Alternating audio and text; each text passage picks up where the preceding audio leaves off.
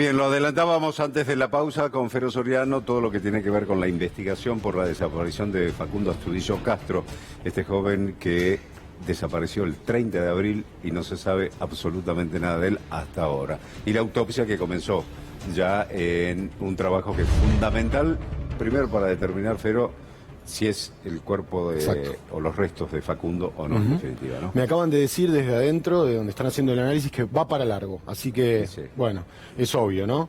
Hay mucho por saber. Vamos a hacer una síntesis. A mí me interesa esto porque va a servir para entender un poco la secuencia de la desaparición de Facundo y aparte entender el lugar, la geografía, que es muy particular. Vamos a hacer un repaso. Facundo sale 5:30, 6, 7, no está bien claro. De la mañana. De la mañana del 30 de abril, había pasado la noche con su mejor amigo hasta más o menos las 4 de la mañana. Después ahí hay un agujero que no se sabe bien dónde estuvo Facundo. Salió sin dormir, casi, por lo menos sin dormir, a dedo a Bahía Blanca. Quería, recordemos, encontrarse con su exnovia Diana en su casa en Bahía Blanca, donde había vivido 2 años. Facundo sale por la ruta 3 y la primera infracción, después de que una vecina lo alcanza hasta Hilario Ascasubi, se la hacen los policías Mario Sosa y Hanna Kuruinka en el pueblo de Mayor Buratovich.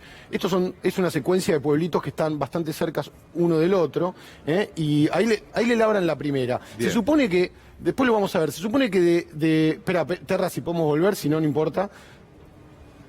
No se puede volver, bueno, no importa. Se supone que hasta Teniente Origone lo lleva una policía, ella dice que lo lleva. Ahí el policía González le labra la segunda infracción y es el punto clave, donde la querella dice, después de que González le labra la infracción, algo pasa. Facundo de ahí no sigue. ¿Dónde es que se toma la foto del DNI? ¿En el primer control o en el segundo? En el primero. En el segundo control, lo que pasa es que en el destacamento de Origone aparece este souvenir, este amuleto, que la mamá dice que es de Facundo y se está peritando. Puede haber pasado 2 cosas, que Facundo estuvo ahí, sí, o que alguien pasó algo con Facundo en otro lado y desecharon elementos de Facundo en esa habitación o lo que era eso, que era un calabozo que estaba totalmente abandonado, ¿no? Claramente, o que no sea de Facundo, pero es también mucho más remoto, pero es una posibilidad dentro de las especulaciones. ¿Qué pasa? En Teniente Origone aparece, digamos, ahí la querella dice, Facundo hasta ahí llegó, pero aparece la testigo H que dice que lo lleva haciendo dedo, después de que el policía le labra la segunda infracción, hasta el cruce de la ruta 3 con la vía muerta, porque hay 2 vías. Una va pegada a la ruta 3, que era la que Facundo no quería agarrar supuestamente para no encontrarse con gendarmería, y una que cruza el estuario. Esto que vemos acá, a ver si está Bahía Blanca. Acá está Bahía Blanca, perdón, me voy a meter. Acá está Bahía Blanca, sí. Y esto que vemos acá, que se ve verde, esto es el estuario, que es un cruce de canales, barro, cangrejales, salitral, que es donde aparece el cuerpo. En este punto rojo aparece el cuerpo, y Facundo, ahí aparece este cuerpo, y la vía, ahora creo que la siguiente placa muestra cuál es el camino alternativo, que es la hipótesis que sostiene Berni, que sostiene el fiscal, y que dice la testigo H que donde lo dejó. En esta línea roja, esta es la vía que cruza, el cuerpo aparece acá. Se supone que, según la hipótesis del accidente, que Facundo caminó por acá y en algún lugar le pasó algo. Es un camino larguísimo ese, para agarrar a las 4 de la tarde. 13 kilómetros. Algo así. No, 13 kilómetros hay de este punto, que es el control de gendarmería, hasta el estuario donde apareció. Acá son muchísimos, yo caminé bastante por acá, pero es imposible de hacer todo el trayecto. Es una vía que va, obviamente, elevada sobre el estuario, pero tiene puentes. Entonces la hipótesis del accidente sostiene que Facundo pudo haber tenido un accidente en algún puente, que es lo que hablábamos el otro día, claro. ¿Te acordás? O nada, que le pasó algún accidente de salud. Esta línea roja es porque la versión de Xiomara Flores, la policía que dice que lo llevó del Buratovich a Origone, es decir, entre la segunda acta y la primera acta por infracción y la segunda, Xiomara Flores. ¿Por qué la querella pone en duda el testimonio de la policía Xiomara Flores, que tiene 25 años? Porque es la hermanastra de Hanna Kuruinka, que es la mujer que le saca la foto en el patrullero y la que le saca la foto a su DNI. ¿Se acuerdan que apareció la foto del DNI hace poco? Entonces la querella dice, Xiomara Flores no es creíble porque es la hermanastra, media hermana de Hanna Kuruinka, y además es la mujer de uno de los jefes de la policía de la zona. Tiene un hijo con... Entonces dicen que esa versión es inverosímil. Toman con pinzas esta... Yo la fui a buscar a Xiomara, no la encontré, golpeé la casa, aparentemente no hay nadie. ¿Por qué, digamos, es polémica esta declaración? Porque también dice la querella cómo una policía de civil en su acto particular va a llevar a una persona hacia Bahía Blanca en el medio de la violación, en el medio del aislamiento obligatorio. Que ya tenía una infracción. Que ya tenía una infracción. Se supone que una policía le podría haber dicho, Facundo, tenés que volver a tu casa, yo no te puedo llevar. A Pedro Luro, no a, ¿Qué es lo que se supone Bahía Blanca, sino a su domicilio? Exactamente, aparentemente dice la querella que la jueza Marrón dio la orden de no, porque el protocolo del aislamiento decía, ante cada persona con infracción hay que comunicarle al juez de turno esta infracción para ver qué se hace, si se lo detiene o se lo manda a su casa. Parece que la jueza Marrón, esto es incomprobable porque la jueza no responde, les dijo a los policías, no me pasen todas las infracciones, decidan ustedes. Esto es lo que genera polémica, ¿no? Porque se supone que Hanna Kurubinka sí lo lleva a la comisaría de Mayor Buratovich, claro, porque acá el personal pero después policial lo puede sueltan. decir, mira, nosotros consultamos con la jueza y la jueza nos dijo, déjenlo que siga, Sí. o otra decisión, pero todo eso no está. No nos olvidemos que hay algo más inquietante, que es que a Facundo no lo llevaron a Pedro Luro, pero sí llamaron a la casa y hablaron con la mamá para corroborar la dirección. Claro. El domicilio de Facundo. Señora, en el primer control. En el primer que se control. realiza. Señora, este es el domicilio de Facundo Astudillo Castro, sí, bueno, le logramos una infracción. Se supone que ahí lo dejaron y ahí es cuando Xiomara Flores lo lleva hasta Teniente Origone, que aparece el policía González, que según la querella es el policía, perdón, lo dicen ellos, el policía tonto, que es el que hace mal los deberes del supuesto encubrimiento, ¿no? La última pregunta que te quería hacer es con respecto a... Ay, se me fue. Bueno, si querés te redondeo a ver si te ayudo con esto. ¿Qué dice, por ejemplo, qué dice Bernie o qué dice el fiscal, incluso, o la gente que trabaja en la investigación? Discúlpame, porque se me vino. Y tiene que ver con esto último que estabas diciendo. ¿Dónde realiza Facundo ese último llamado que llama a la madre diciéndole, no sabes dónde estoy, no me vas a volver a ver? Por la hora es ¿En el primer control? Por la hora es después del primer control. Después aparece en Origone, donde este policía González llega porque un vecino, a partir de otro vecino, le dice... Hay que decir también que Facundo salió de su casa sin decirle a su madre. Sí, porque estaban la peleados. madre se oponía a esta relación y él se fue de la casa y no dijo nunca me voy a Bahía Blanca. Exactamente. Se fue y la madre no sabía. Es más, la madre hizo la denuncia 45 días después, más o menos, ¿no? Más o menos. Según ella, igual... 30 de abril al 5 de... 5 de junio. Al 5 de junio. Sí, 5 de junio. Lo que pasa es que según Cristina, fue a la comisaría varias veces y no se la quisieron tomar. Ah, ok. Ahora, ¿qué pasa? Es un caso engorroso porque cuando los investigadores y el propio ministro Berni dicen no hay pruebas para que comprometen a la policía, en un punto tienen razón porque no hay pruebas concretas que comprometan a la policía. Lo que hay son indicios y sospecha a partir de movimientos raros y de actitudes raras, como que Xiomara Flores borró el WhatsApp el 8 de mayo después de la desaparición de Facundo. ¿Quién borra un WhatsApp de su teléfono hoy? No sé. Claro. Uno, siendo bien intencionado, puede pensar, bueno, esta policía se vio desbordada por la conmoción pública y no quiso saber nada y, bueno, se borró su WhatsApp. Pero bueno, son especulaciones, ¿no? Fero, lo sumamos a Eduardo Camaroto, médico forense, allí para hablar de la autopsia que comienza en el día de hoy y también si nos puede decir a ver qué podemos esperar de esto para el esclarecimiento, fundamentalmente de esos restos óseos que tienen allí, de ese esqueleto y comenzar a averiguar la verdad de lo que pasó con Facundo. Eduardo, muy buen día.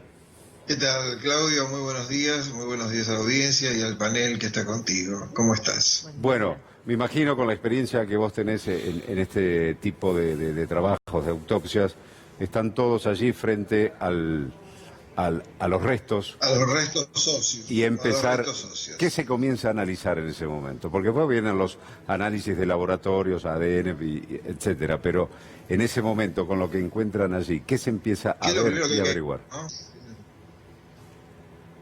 Bueno, mira, ¿qué es lo primero que hay que hacer? Sería la pregunta clave, ¿no es cierto, Claudio? Sí. Es decir, aquí tenemos restos óseos.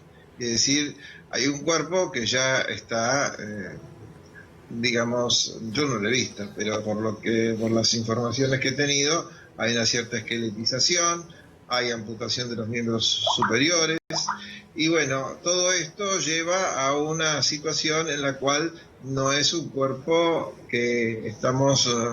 normalmente acostumbrados, no es un cadáver fresco, como decimos, discúlpenme el término quizás un poco, pero es real, es así. Sí. Es decir, acá tenemos restos óseos. Lo que hay que hacer con estos restos óseos es realizar una prolija investigación radiológica. El cuerpo habla en la operación de autopsia y este sería un cuerpo que no hablaría tanto, ¿no? Es difícil de sacarle que pudo haber pasado, ¿no? Sacarle información. Sí, tal cual. Los cuerpos hablan y depende de quién los interroga, diría yo, ¿no? Ah, bien, Pero, buen punto.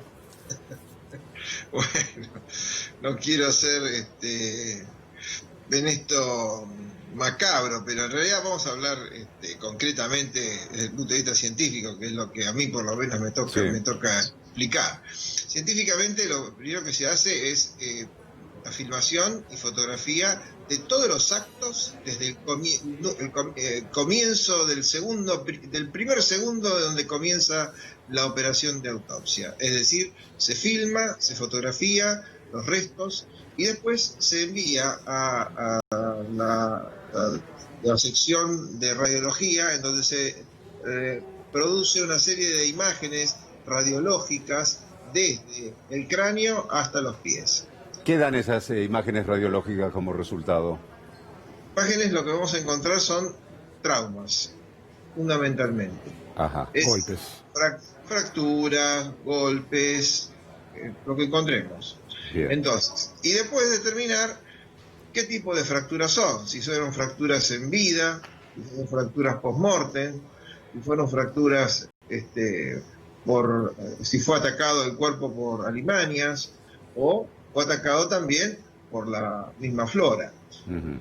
Yo ya dije anteriormente que acá es importante, en el lugar del hecho, lo que hay que determinar aquí fundamentalmente, que la duda es si es un enterramiento primario o secundario.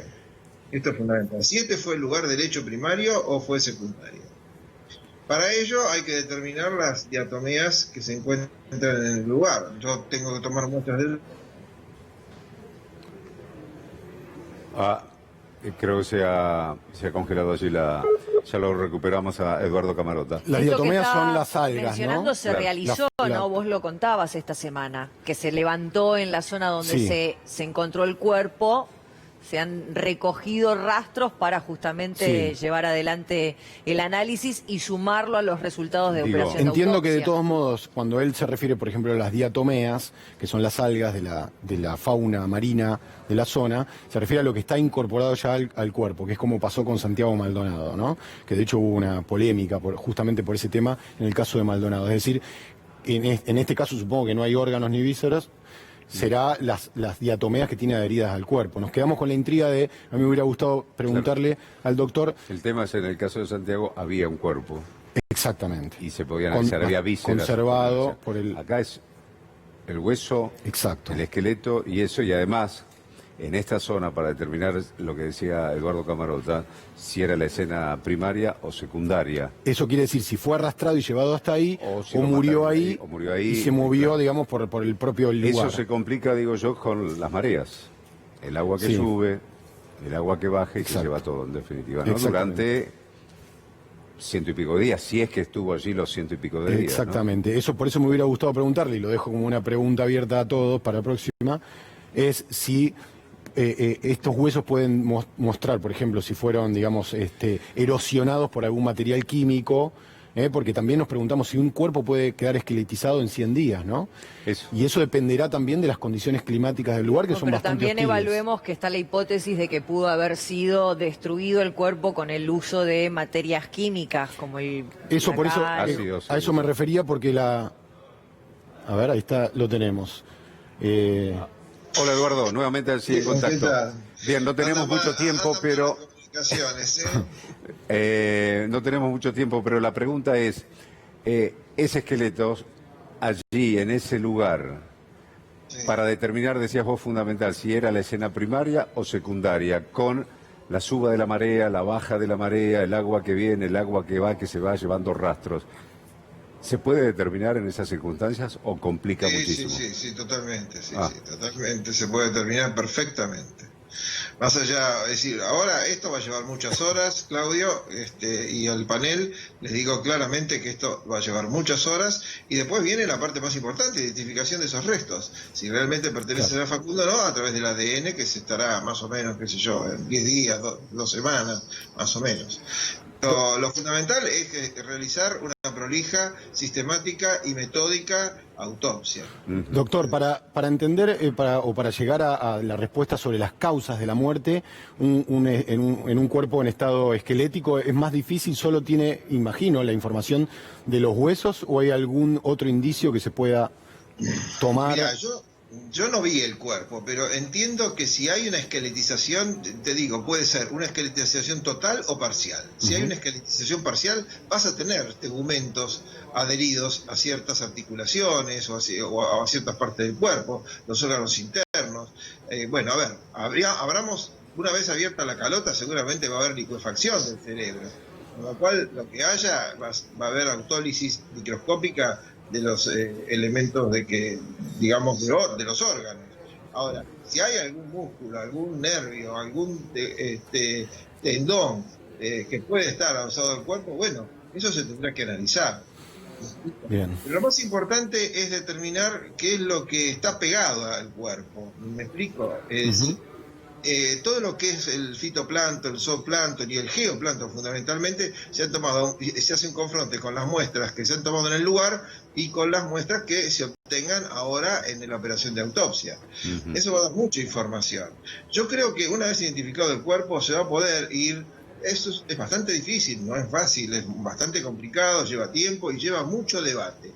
Por eso tiene que hacerlo gente como, bueno, está en muy buenas manos.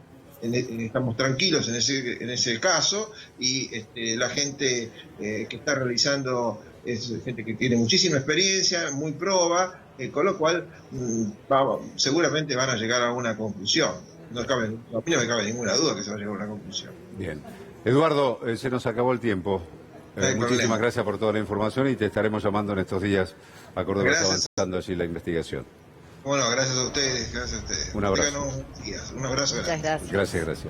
Bueno, pero... Bueno, se supone que el 5 más o menos de septiembre, después de un análisis genético en Córdoba, podría llegar a estar el resultado de la identidad de este cadáver que encontraron en Villarino.